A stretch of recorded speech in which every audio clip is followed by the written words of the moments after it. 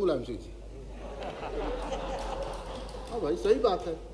तो जो लोग स्वदेशी को, आत्मनिर्भरता को, स्वावलंबन को, स्वाभिमान को इसी संसद में बेधड़क तो नंगे कर दिए हैं, वो लोग आज हमको आत्मनिर्भरता का पाठ पढ़ा रहे हैं।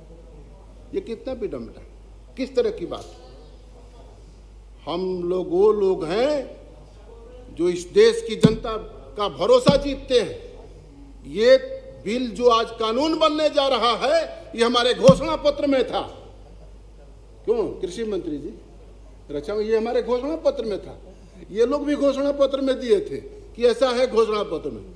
घोषणा पत्र पहले ऐसा दस्तावेज होता था कि घोषणा पत्र चुनाव के पहले जो जारी करते थे उस पर भरोसा देश की जनता का होना चाहिए, लेकिन घोषणा पत्र पर भरोसे का संकट किसी ने पैदा किया अधीर बाबू, तो आप लोगों ने किया। घोषणा पत्र पर भरोसा होना चाहिए देश की जनता को, हम लोगों ने ये कायम किया। 370 तोड़ा, 370 को खत्म किया, ये घोषणा पत्र में दिया था। हमने अयोध्या का राम मंदिर बनाएंगे, बैठिए पहले मेरी बात सुनिए। हम कानून से राम मंदिर बना रहे हैं। हमने घोषणा किया था घोषणा पत्र में कि किसानों को समृद्धि के लिए, किसानों के सबलता के लिए काम करेंगे। हमने घोषणा पत्र में ये दिया था और इस घोषणा पत्र के जनादेश हमें मिले हैं, इसलिए हम इस कानून को बना रहे हैं। जनादेश का आदर करने सीखिए अधीर बाबू। जनादेश का आदर नहीं करेंगे तो आप गुस्सा करते हैं।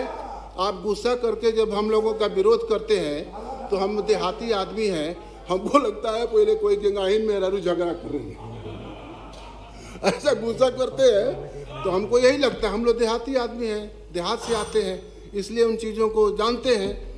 सभापति महोदय, एक बहुत महत्वपूर्ण बातें मैं आपसे कह सकता हूँ। हमें जल संरक्षण के, ये लॉकडाउन में, कोविड के समय में जो भारत सरकार ने काम किया है वो आज तक के इतिहास का उल्लेखनीय काम है। भारत सरकार ने काम किया है प्रधानमंत्री फसल बीमा योजना का। बहुत से किसानों को जो नष्ट हो गए फसल, उनको इस योजना में लाभ मिले हैं। कुछ बाकी हैं, जो कंपनियां अगर गलती किया है उस पर कार्रवाई हमारी सरकार कर रही है। प्रधानमंत्री किसान सम्मान निधि योजना, हर किसानों के खाते में 6,000 रुपये सालाना जा रहा है। उससे पूछिए, अभी चला गया कार्तिक के पहले, आषाढ़ के पहले चला गया था, जब कोविड के कठिनाई में किसान था। रबी की खेती उसी समय शुरू हो रही थी। हमारी खेती खुद ही कटाई से रुकी हुई थी। तो मैंने गृह मंत्री जी से निवेदन किया कि गृह मंत्री जी, एक कटाई का मशीन अगर पंजाब से, हरियाणा से, राजस्थान से जाता है, पूर्वी उत्तर प्रदेश में, बिहार में नहीं जाएगा तो खेती कठिनाई में पड़ जाएगी। मैंने मुख्यमंत्री महाराज योगी आदित्यनाथ से निवेदन किया।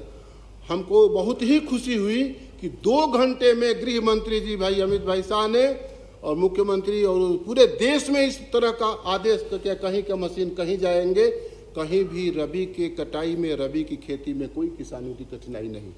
अगर यही कानून आपका काम करता होता तो रबी की खेती चली गई होती ना। और सारा उत्पादन बंद हो गया है कोरोना में। कागज का कारखाना, ये कपड़ा का कारखाना, लोहा का कारखाना, सीमेंट का कारखाना, लेकिन कृषि बंद हुआ का? कृषि का उत्पादन बढ़ गया, किसानों का काम नहीं बंद हुआ। इसलिए ग्रामीण अर्थव्यवस्था और कृषि अर्थव्यवस्था को सुदृढ़ करने के लिए जो एक कानून बना है, इसी ग्राम स्वराज का सपना साकार करने के लिए देश के आज़ादी की लड़ाई के समय बापू ने हमें याद दिलाया था, गांधी जी ने। इसी को स्वदेशी, स्वावलंबन और स्वाभिमान का जीवन जीने के लिए दत्तोपंत जी हम लोगों को मार्गदर्शन किया करते थे।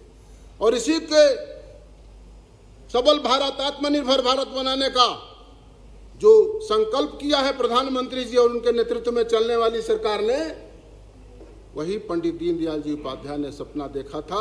उन्हीं के सपनों का भारत निर्माण भविष्य में होने जा रहा है। इसलिए सभापति महोदय, इस देश का किसान समृद्ध नहीं होगा, ये देश समृद्ध नहीं हो सकता है।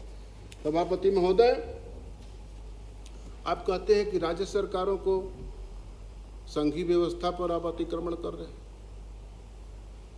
हम संघीय व्यवस्था पर अतिक्रमण नहीं कर सकते हैं। लेकिन राज्य सरकारों को भी तो अपनी संवैधानिक व्यवस्था को जाननी चाहिए। प्रधानमंत्री किसान सम्मान निधि को 6-6 हज़ार रुपये किसान को मिलते हैं।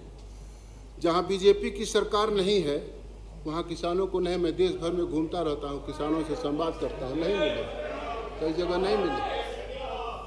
भाई बेचारा किसान हिंदुस्तान के 6.5 लाख गांव में रहता है, उसने क्या किया है? हमसे लड़ना है, लड़ लो, मैदान तय करो, कहां लड़ाई होगी, लड़ते जाओ, लड़ लेना। और लड़ते लड़ते कहां चले गए? हमको कहते रह गए ये सांप्रदायिक लोग हैं, हमको कहते रह गए ये किसान विरोधी लोग हैं। ये लोग मजदूर किसान विरोधी होते तो 6 हज़ार रुपये सालाना कहाँ से देते? मजदूर विरोधी होते तो इस तरह के ये फसल ऋण पुनर्मुद्रा किसान रथ मोबाइल ऐप कहाँ से चलाते? किसान रेल कैसे चलता? हमारे कृषि मंत्री जी ने रेल मंत्रालय से अनुबंध करके किसान रेल शुरू किया। उस पर महाराष्ट्र के जो किसान उत्पादन करेंगे बिहार तक जा रहे हैं, हिमाचल प्रदेश का सेब बिहार तक, उत्तर प्रदेश तक जा रहा है। हमारे पूर्वी उत्तर प्रदेश और बिहार में चना पैदा होते हैं, नर्मदा के मैदान पर चना पैदा होते हैं, जौ पैदा होते हैं। सभापति महोदय, मैं बलिया का सांसद हूँ, वहाँ एक ऐसा झील है सुरहा ताल जिसको कहते हैं, एशिया का सबसे बड़ा झील है। वहाँ एक इस तरह का धान पैदा होता है बोरो कि वहाँ परीक्षण हुआ है, लोग कहते हैं कि ये शुगर को नष्ट कर देता है, ब्लड प्रेशर को नष्ट कर देता है उसका धान। अब बताइए जब उसकी ब्रांडिंग होगी, रामदेव ने अपने स्वदेशी वस्तुओं का ब्रांड करके ही ना इस दुनिया में आज चर्चा के विषय, बहस के विषय बने हैं। हमारे उत्पादन का जब उसमें प्लीज कंक्लूड, अभी समाप्त करते हैं। Please conclude. कहाँ लेने दीजिए कि अपने से सब कर देंगे। अब हम कहने जा रहे हैं तो आप समाप्त करिए। सभापति महोदय, उसका अगर ब्रांडिंग कर दिया, मार्केटिंग कर दिया जाए, एक जगह से दूसरे जगह ले जाने की व्यवस्था की गई है सरकार की।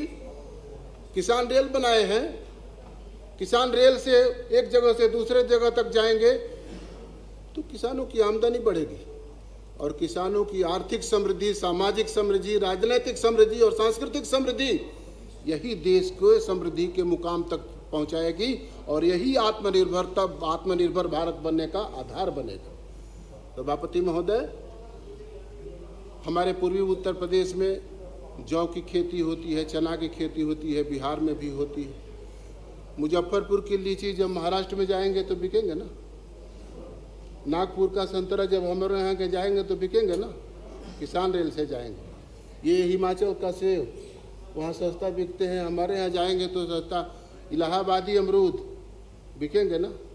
हमारे भदोही में एक पेड़ा बनता है, वहाँ बॉम्बे ले जाते हैं लोग, भदोही में पेड़ा बनता है, टेढ़वा का पेड़ा, रक्षा मंत्री जी जानते हैं, हम लोग उनको देते थे कभी।